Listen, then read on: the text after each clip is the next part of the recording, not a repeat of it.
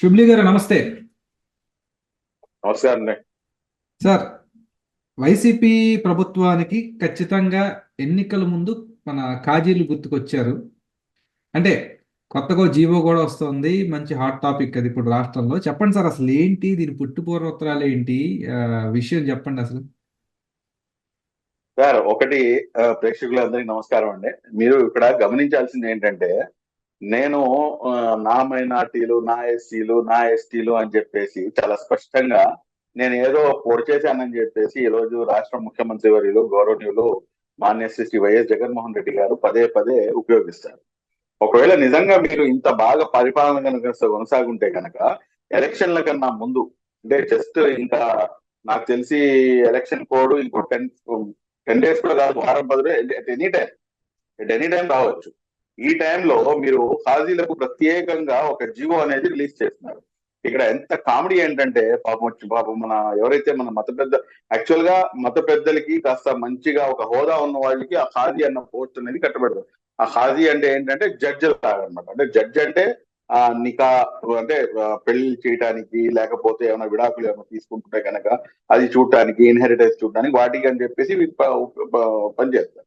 ఇప్పుడు దీంట్లో వీళ్ళకి అసలు ఎంత దారుణంగా తయారు చేశారంటే సార్, ఇంతకు ముందు గతంలో చూసుకుంటే కాంగ్రెస్ హయాంలో కానీ తెలుగుదేశం హయాంలో కానీ జిఓ ఎంఎస్ నంబర్ అని వచ్చేది. అంటే జిఓ ఎంఎస్ నంబర్ అంటే ఏంటంటే, ఒక్కసారి జిఓ ఇస్తే కనుక అది పర్మనెంట్. ఇంకా అది మధ్యలో ఏంటంటే వాళ్ళ యొక్క ఏదైతే కండక్ట్ సర్టిఫికేట్ ఉందో ఆ కండక్ట్ సర్టిఫికేట్ తీసుకుంటుంటారు, వీళ్ళు ఎలా ఉన్నారు ఏంటి అనేది. కానీ ఇప్పుడు ఆల్ ఆఫ్ సడన్ గా ఇప్పుడు హాజీల మీద అపారమైనటువంటి ప్రేమ ఒలగపోస్తున్నారు. నేను ఏంటి ఇంత ప్రేమ ఒలగపోస్తున్నారంటే, మొత్తం లోపలికి వెళ్ళి మొత్తం చూస్తే జియో నంబర్ 9 ఒకటి రిలీజ్ చేశారు. ఆ 9 జియో ఏమని చెప్తుందంటే, ఐ థింక్ 2021 ఆ 2022 తర్వాత ఎవరైతే ఫాజీలుగా నియమించబడ్డారో సంవత్సర కాలం కోసం, 2 సంవత్సరాల కాలం కోసం, 3 సంవత్సరాల కాలం కోసం అని చెప్పేసి వాళ్ళందరినీ కూడా ఏకంగా 10 సంవత్సరాలుగా 10 సంవత్సరాలకి వాళ్ళకి జీవో ఇచ్చేస్తున్నారు.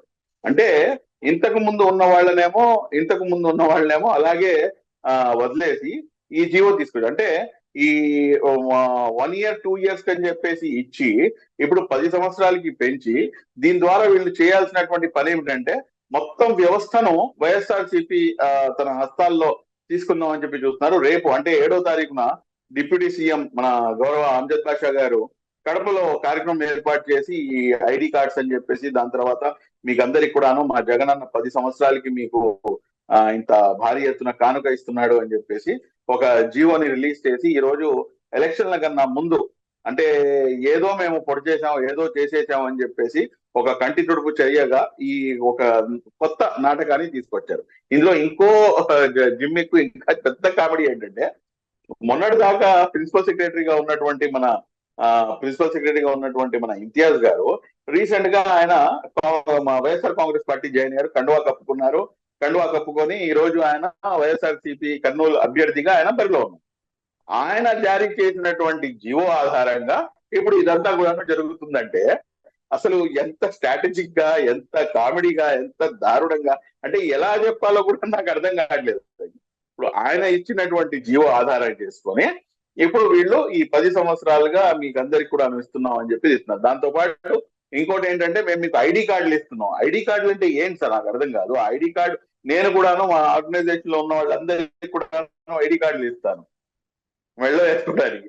మేము ఐడి కార్డులు ఇచ్చేస్తామంటే పాపం వీళ్ళందరూ ఏంటంటే ఆధ్యాత్మికంగా చాలా స్ట్రాంగ్ గా ఉంటారు, కానీ వీళ్ళకి ప్రాపంచికంగా వీళ్ళకి అంతగా నాలెడ్జ్ ఉండదు.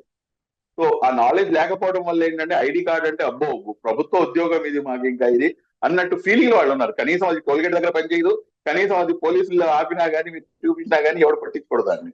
మరి అలాంటప్పుడు ఇవన్నీ కూడాను చూపించి ఒక మసిపూసి మారడిగా చేయడం అంటే చూడండి, అలా చేసి ఏంటంటే మేము జగనన్న మీకు ఇలా చేస్తున్నాడు అని చెప్పేసి చెప్పి ఆ, ఈ జనాలందరినీ కూడాను ఎన్రోల్ చేయడానికి మళ్ళీ ఇంకో కొత్త నూతన పథకం అనేది తయారు చేశారు మా గౌరవ సీఎం గారు. దాన్ని ఆయన దర్శకత్వంలో ఈయనేమో దీనికి ఇంప్లిమెంటేషన్ లో మన డిప్యూటీ సీఎం గారు ఉన్నారు. ఇది దాని పరిస్థితి. మరి ఇక్కడ ఒక చిన్న డౌట్.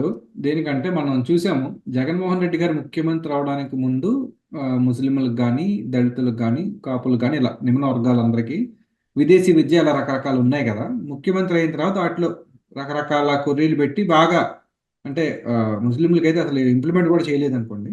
మీరు ఫైట్ చేసేంత వరకు. రేపు పొద్దున్న మళ్ళా జగన్మోహన్ రెడ్డి గారు ఎన్నికల తర్వాత గెలిచిన తర్వాత ఈ జీవోని వెనక్కి తీసుకునే అవకాశం ఉందా సార్? మళ్ళీ ఇంకో జీవో వచ్చి అంటే మీరు ఇది కూడా జీవో ఎంఎస్ఏనా లేకపోతే ఉత్త జీవో అయినా? కొత్త జీవోనేనండి ఇది కూడా, ఎంఎస్ కాదు. ఓకే. అంటే ఎన్నికల ముందు ఈ చేత్తో ఇచ్చి ఎన్నికల తర్వాత వెనక్కి తీసేసుకోవచ్చు, అవకాశం ఉంది. తీసేసుకోవచ్చు, బ్రహ్మాండంగా తీసుకోవచ్చు. ఓకే. ఇంకోటి మీకు ఇంకో పాయింట్ ఉంది. వీళ్ళు అసలు ఇలా ఇవ్వడానికి లేదు సార్. ఎందుకు అంటున్నానంటే తీసుకోవాలి కన్సర్న్ కలెక్టర్ దగ్గర నుంచి.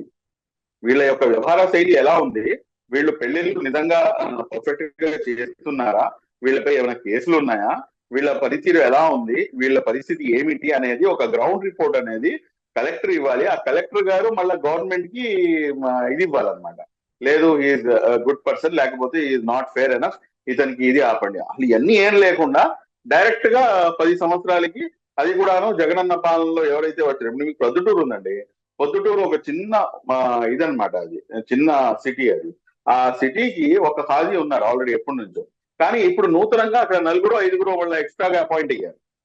అంటే ఎంత దారుణంగా వ్యవస్థల్ని వారికి అనుకూలంగా మలుచుకోవటం కోసం ఎంతగా దిగజారిపోతున్నారనేది దీని ద్వారా చాలా స్పష్టంగా అర్థమవుతుంది. ఆ కండక్ట్ సర్టిఫికేట్ లేదు, ఏమీ లేదు, జియో ఎంఎస్ నంబర్ కాదు. దాని తర్వాత ఆ జియో ఇచ్చింది స్వయానా ఇంతియాజ్ గారు. అంటే ఎన్నికల కన్నా ముందు అన్ని అన్ని అన్ని రకాలుగా కూడాను వ్యవస్థలన్నింటినీ కూడాను మేనేజ్ చేసేసి ఈ విధంగా ముందుకు వెళ్లే పని ఈ రోజున మన ప్రభుత్వం చేస్తుంది. ఇంకొక డౌట్ సార్ నాకు. ఇప్పుడు కాజీ అనే ఒక పదవి ఏదైతే ఒక ఒక పొజిషన్ మినిమం ఇన్ని పెళ్లిళ్ళు చెయ్యాలి అనే ఏదైనా నిబంధన ఉందా, లేదంటే ఒక పెళ్లి చేసినా కూడా కాజీ కింద లెక్కకు వచ్చేస్తారా గుర్తింపుకి?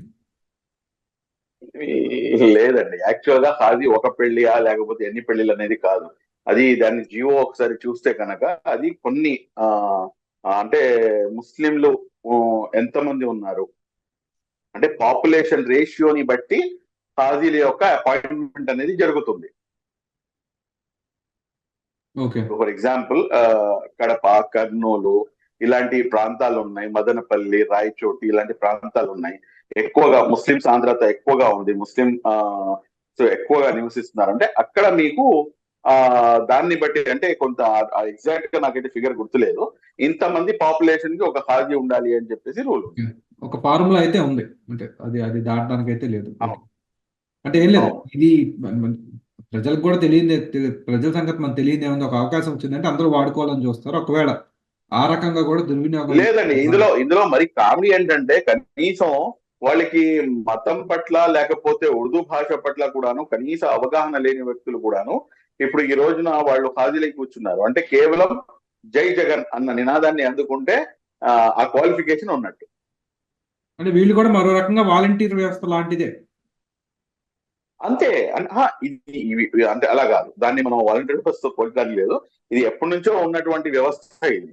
అంటే ఆ వ్యవస్థని తనకి అనుకూలంగా మలుచుకుంటున్నారు. అదే ఇప్పుడు కొత్తగా ఏర్పాటు అయ్యే వాళ్ళు వాలంటీర్ లాగానే పార్టీకి అనుబంధంగా ఉన్న వాళ్ళు ఇస్తారు కదా, ఆ కాంటెక్స్ట్ లో చెప్తాను. అది రైట్. ఆ పార్టీకి అనుబంధంగా ఉన్న వాళ్ళు ఏ రకంగా అయితే వాలంటీర్స్ గా ఉన్నారో ఆ రకంగానే ఇప్పుడు హాజీల్ని కూడాను వాళ్ళకి అనుకూలంగా ఉన్న వాళ్ళని మాత్రమే ఇది చేసే ప్రయత్నంలో భాగంలో ఇదంతా నడుస్తుంది.